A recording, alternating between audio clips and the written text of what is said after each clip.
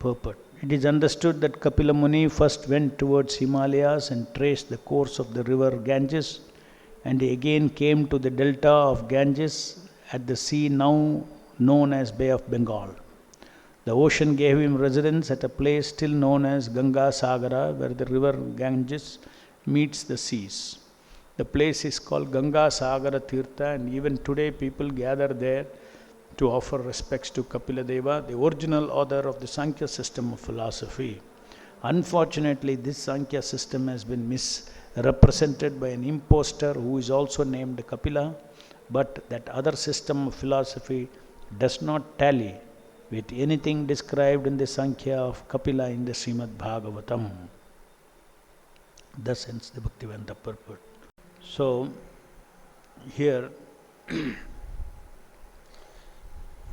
a very important fact with respect to material body of a Siddha, material body of a perfected soul, is propounded here.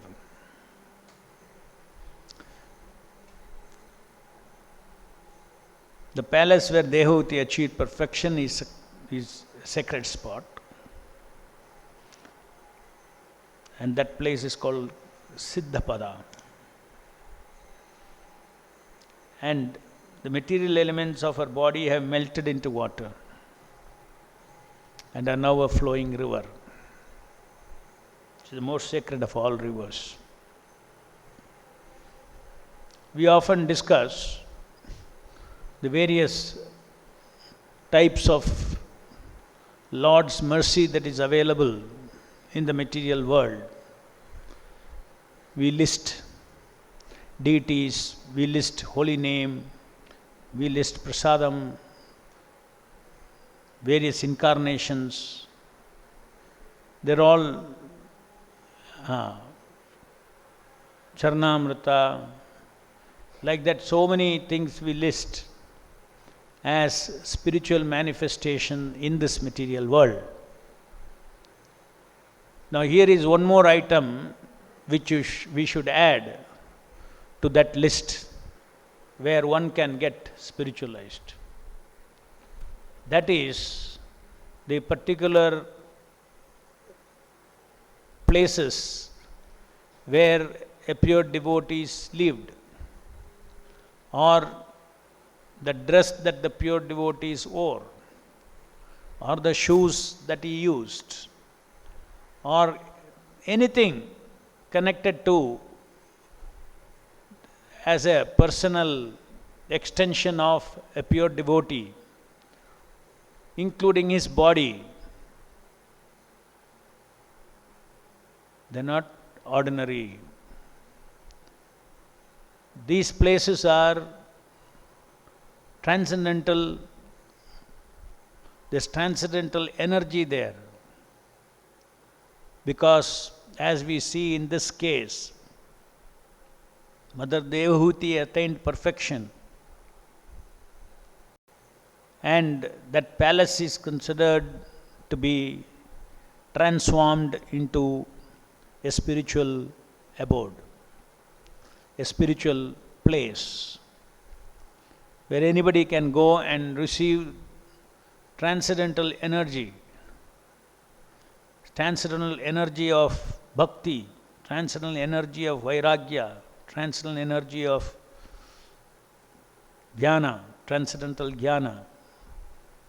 All that one can expect to receive, costlessly receive from such places.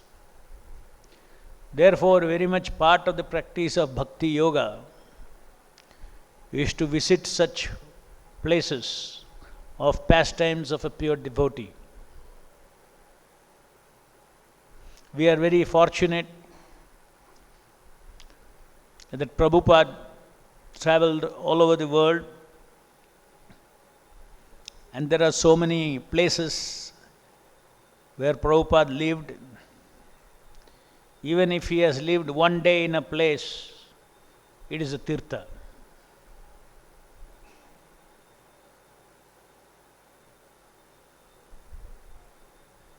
It will be ideal if by the will of the Lord we can acquire all the places where Prabhupada even lived one day.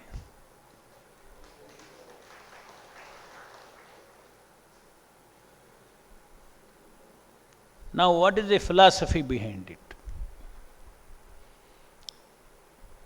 Prabhupada says Krishna can convert matter into spirit and spirit into matter. Reason is, one may wonder how is it possible. Normally when you understand matter, we think maybe 100 years back, we think in terms of different elements. Wood, this, that, what appears to our eyes, these are all matter. That is what appears to our eyes. But the science were not happy with that. They wanted to go deeper into it. Why this tile is shining? Why this is not wood is not shining as much as the tile? What is the difference? So what is that made up of? What is this made up of? Then they found out this is one type of molecule, that is another type of molecule. And they went deep inside and they found that molecules are formed of different atoms, combination of different atoms. Then they found out periodic table. Oh, all the elements are, this will fall within this periodic table based on the number of neutrons, proton inside the atom. According to that, periodic table was created. Heavy elements to light elements, starting from hydrogen, helium to going to very heavy elements like uranium, plutonium, etc. So they said entire material world consists of combination of consists of molecules formed of these elements, and that is sand is like silica, the carbon plus oxygen, hydrogen in different combination, different structures. So then they understood a little more deeper. Ultimately they said that okay, if different elements are simply based on permutation combination of proton, neutron and electrons around it, if it is only combination of this, then electron, proton, neutron must be the fundamental building blocks of material world. And then suddenly, another discovery happened where I don't want to go long into it. Basically, we all should know that as per today's material science, there is nothing like matter. Matter is a myth. Many scientists, many people have written books, The Myth of Matter. In the classical physics, in the early days, matter was a thing. Matter was a thing. So this concept that matter is a thing became a myth, scientifically proved. Why? Even at proton, electron, these are also not fundamental. They all have masses. If that mass is converted into energy, that is why Einstein's famous conclusion of many of his theories of relativity, everything, as a consequence of theory of relativity, E is equal to mc squared. Every mass is convertible, is actually concentrated energy. And what is the quantity of energy? 1 gram. Mass is 1 gram, let us say. mc squared multiplied by light, speed of light into again speed of squared. That much energy is mass. So ultimately what exists is only energy. That energy has concentrated into different masses. Now let us go deeper into it. What does our scriptures say? Yes, everything was only energy. Pradhana. Energy, what energy? Undifferentiated energy. You cannot say energy, you cannot give shape, you cannot give form, you cannot give anything. It's undifferentiated. Energy means undifferentiated. Bulb means, okay, there is a shape to the light, but plain light has no shape, undifferentiated. Or fan, that electricity is taking a motion. You can feel electricity through a motion. But before it becomes motion, before it becomes a bulb or anything, it is undifferentiated energy of light. Now the entire material energy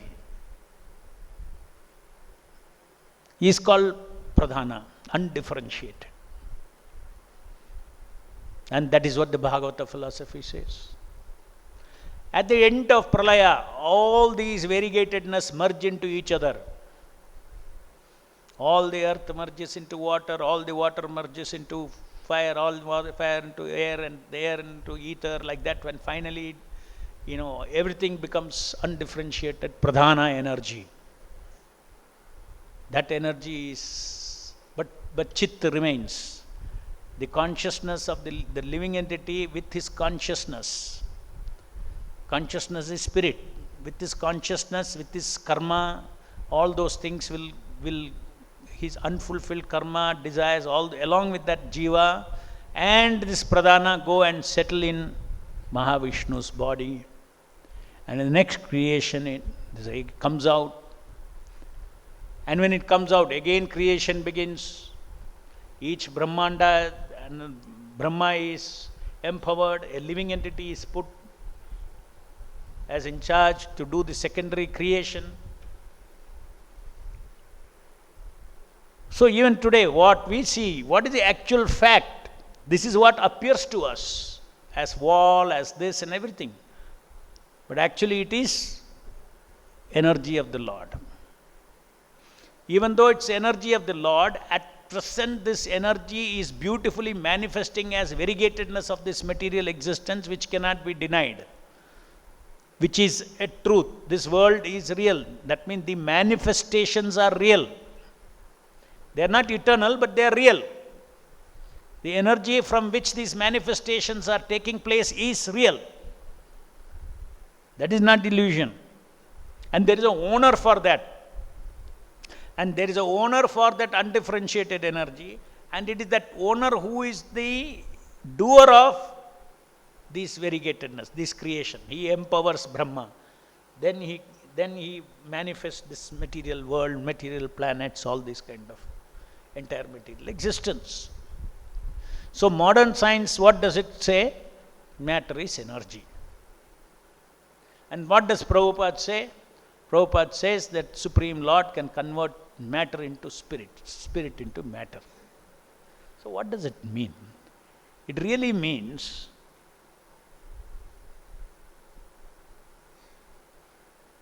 spiritual and material is simply a word for the kind of effect it gives. All substance is Vasudeva. All energy is His. Everything is absolute. And that absolute, when it creates one kind of an effect, it is called material. Another kind of effect, it is called spiritual.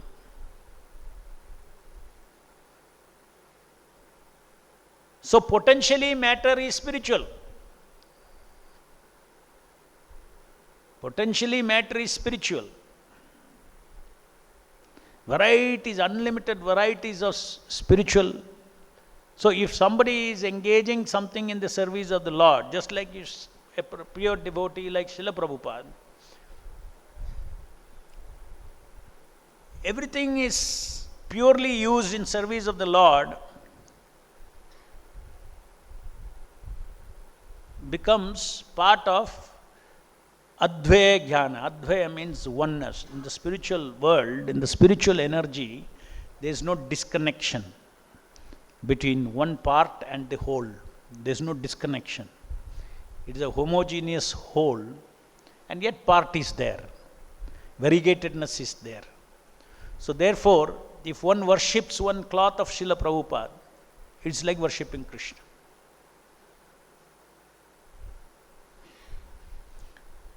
So in the material world, we have got such opportunities, like Prabhupada, where he lived and his paraphernalia, what he used. They are all actually manifesting just like Avatara. There may be material elements from our eyes, material effect, but actually it has got a parallel spiritual effect. That spiritual effect, let's say a chair there where Prabhupada sat in his quarters. That chair has, when he sat, because he is a transcendental body, he is a spiritualized body, there is a spiritual chair which was carrying his spiritualized body, and there was a material chair which was carrying his matter body. This is incarnate, just like incarnation. One can go, one other cannot go. Other is an eternal thing. Though Prabhupada's transcendental form in which he performed this Leela on this world, in this world, is eternal. That is the reason why we worship him. Why are we attached to this particular form? If this form was only manifested from material energy and we always say matter is different, spirit is different, so why are we worshipping a body that is made of matter? No, it is all effect. When Prabhupada was material energy, was spiritualized, or if, it was always spiritual, if it's an eternally liberated soul. So there is a parallel, one who has got that devotion can access that. Just like one who has got devotion can access the transcendental form of the deity beyond the material form, can access. Similarly, one who has got Shraddha can access Prabhupada's Shakti from Prabhupada's. Of all these things, we see all the samadhis of all our Goswamis and Acharyas, they are all very, very powerful places. All their energy is available there. All their energy is available there. Just like Prabhupada said, I sat here and I used to meditate on Rupa Goswami in Bhajan Kutir in Vrindavan. Through the window he used to see the Bhajan Kutir and pray to Rupa Goswami to engage him in his mission. He used to cry, he used to pray. Early morning he used to go out and sweep the Samadhi and Bhajan Kutir area. 2 o'clock, 1 o'clock, he'll sweep. He'll sweep and he would weep to Rupa Goswami for engaging, asking him to engage in service. This Prabhupada himself has told this. And then Prabhupada, what did he say? He said, I will eternally reside in these rooms.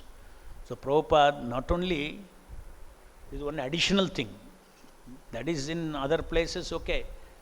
In other places where he stayed even one day, it is a tirtha, it is the effect like the Siddhapada of Devahuti. But what to speak where Prabhupada even said that I will live there eternally. So it is such a sacred spot. This need to be propagated. People have to accept, understand this, and devotees have to understand this and take mercy for advancing in spiritual life by going to such places, sitting there and chanting in Prabhupada's room, where Prabhupada is eternally living. You will see the difference, you will find the difference. It is a fact, you will find the difference. And not only that, Prabhupada says, it's not because Prabhupada went there. He said, this is a spiritual hub it's a hub of the spiritual universe. He says, all these things are not simply, words. They are all based on realization that that spot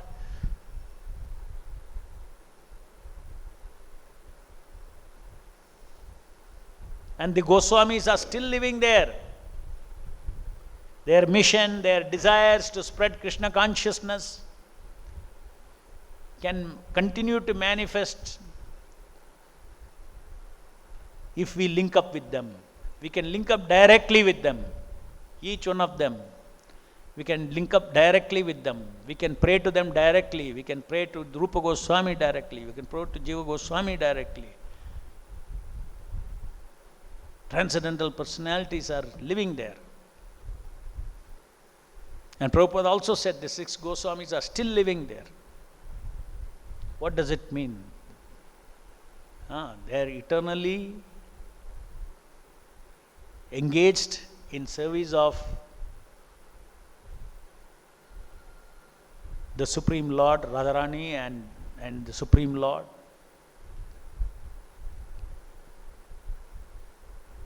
And what is their service? What is their particular service in the material world like this? They wrote so much elaborate literatures to propagate and spread this Krishna consciousness.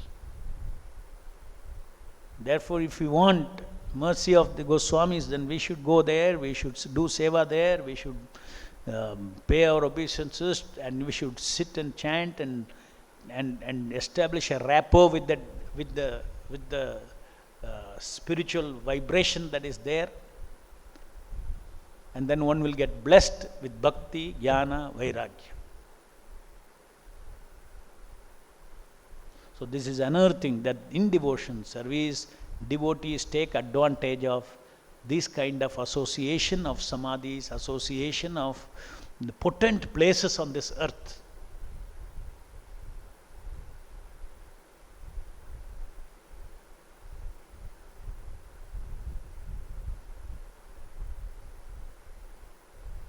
There is internal energy and there is external energy also there. External energy is there, all the monkeys are there, all those things are there. They will snatch your specs and they will do all kinds of things, everything is there. External energy is also there, but that external energy also is very, very, very sacred. Even external energy also is very sacred. But there is internal energy also there.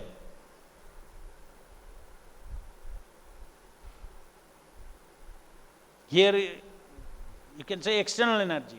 Internal energy, of course this is Lord's temple, so it is different. Internal energy is also there. Not only in the altar, everywhere internal energy is also there. Anywhere connected to the Lord's activities and Lord's Leela, everything, this is a place, just like Prabhupada said, wherever there are His temples, they are Vrindavan. They are spiritual world, there's a Dham, they become Dham.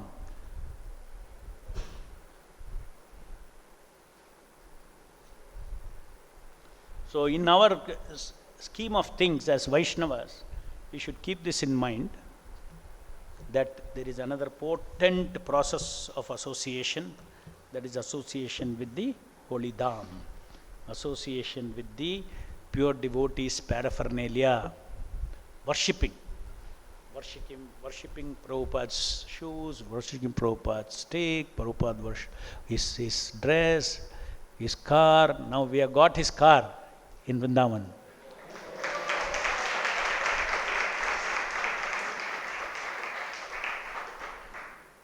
We got an easy chair. So many paraphernalia it has arrived in Vrindavan from America. One whole container of all items used by Prabhupada, his typewriters, this, that, so many things have come. So now we have kept it locked. We have to place them nicely in a museum in Vrindavan. So Prabhupada is very kind to us. If we have to get a whole container of his, that means his blessing upon us.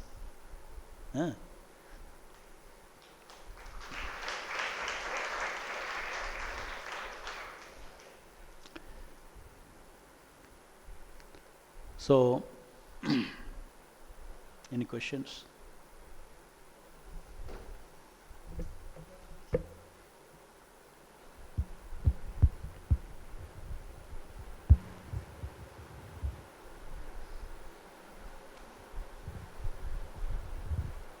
Hare Krishna Prabhu.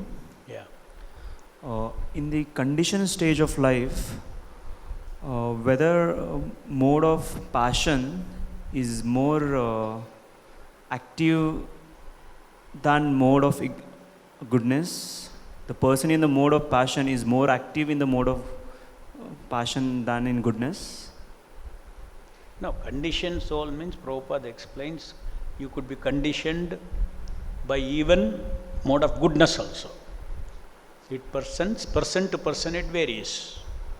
A person may be in the mode of predominantly in the mode of passion, predominantly mode of goodness, predominantly in mode of, and a person, let's say percentage, predominant 60% tamoguna, you will say he's a tamasic person. But he also has something. You got a human life, human form of life, some sattva is there. So predominantly which is a guna that is dominating him according to his past activities and everything, according to the kala, karma, everything, what is a guna that is executing his karma, means fulfilling his karma. It depends upon his karma, it depends upon the time. Sometime you will be in sattva-guna, sometimes you will be in tamo-guna, sometimes you will be in, so time is also a factor. So time is a factor, person to person is a factor. So three gunas. Transcendental means above gunatita, above these three gunas. It's a Vishuddha Sattva, that is another transcendental energy. Just like we said, this Prabhupada's cloth, let us say, any paraphernalia Prabhupada used. The actual thing is, there is Vishuddha Sattva in it. It is, internal energy is parallelly existing. Just like the deities exist, deities and the external deity and the transcendental deity form. How both exist, and what you want to see, with which eyes you want to see, you will see.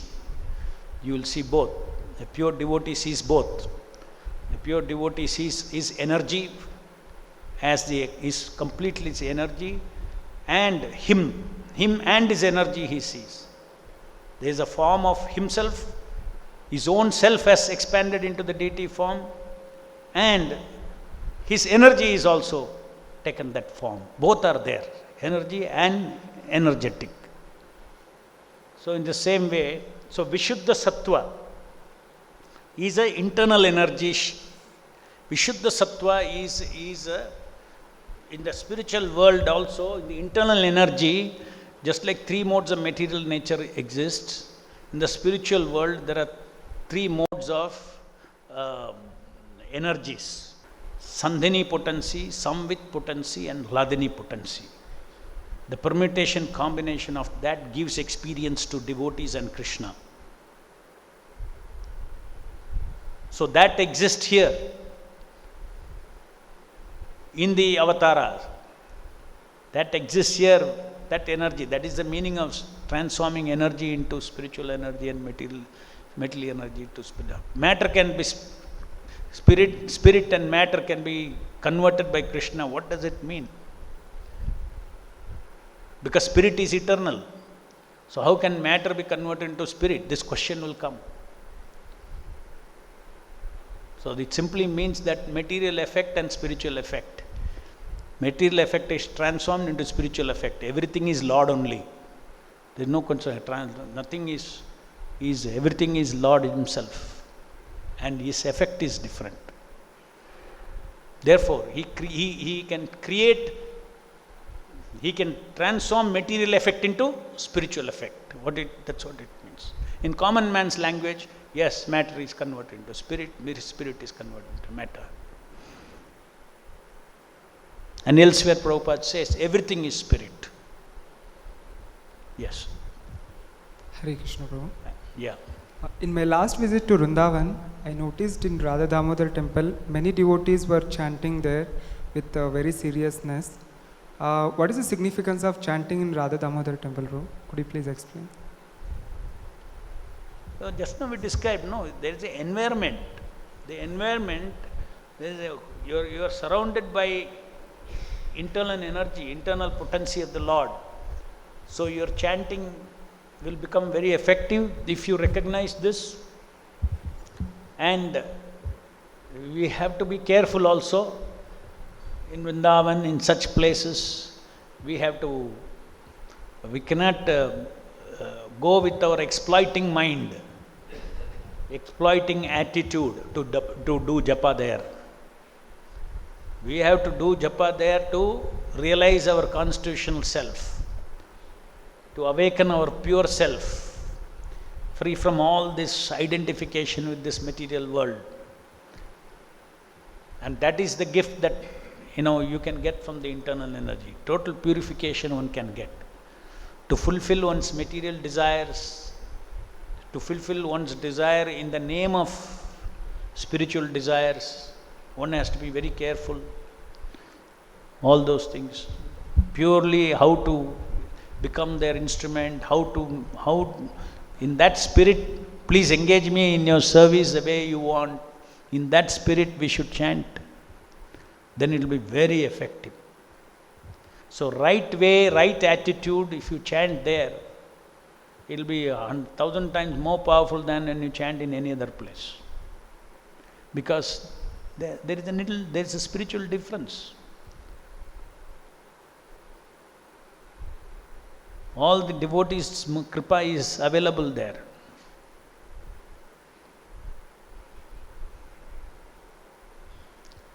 So devotees go and chant there. It's very from all that I explained, you can conclude how different it is. Yes. Hare Krishna, Prabhu. Prabhu, this is not related to this class, but many times you have mentioned about artificial intelligence in your lecture. So I wanted to ask about that the current progress that is going in science. That means they are even you mentioned if we, human beings, we are able to create a robot which is having flesh and everything biologically what our human anatomy is having. But the thing is that whatever the algorithm, whatever they will use, there is a predictability involved in that.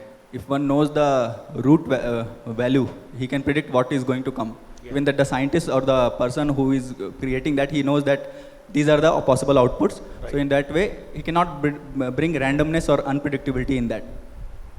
So, and that is the basic nature of free will that human being or any living entity is having, which the material thing cannot have. So my question is that even means scientists, even they try like this, keep on trying like this, even I have read from somewhere that they borrow from nature also to take some input from nature, because in the nature unpredictability is there. If they borrow from there, that behavior can be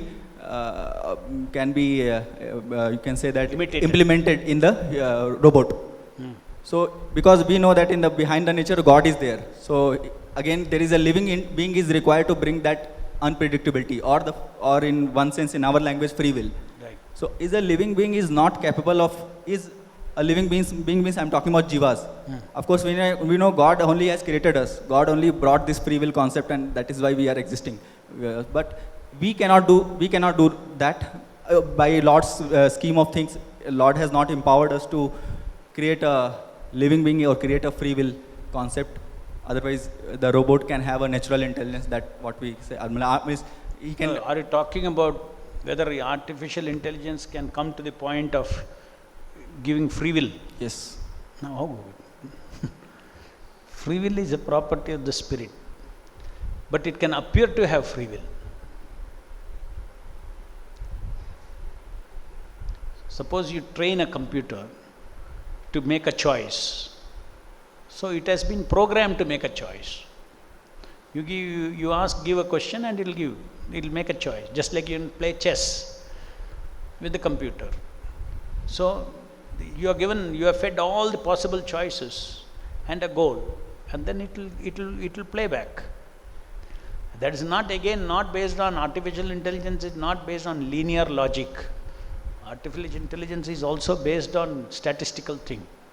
The very fast processing happens, and therefore artificial intelligence also makes errors.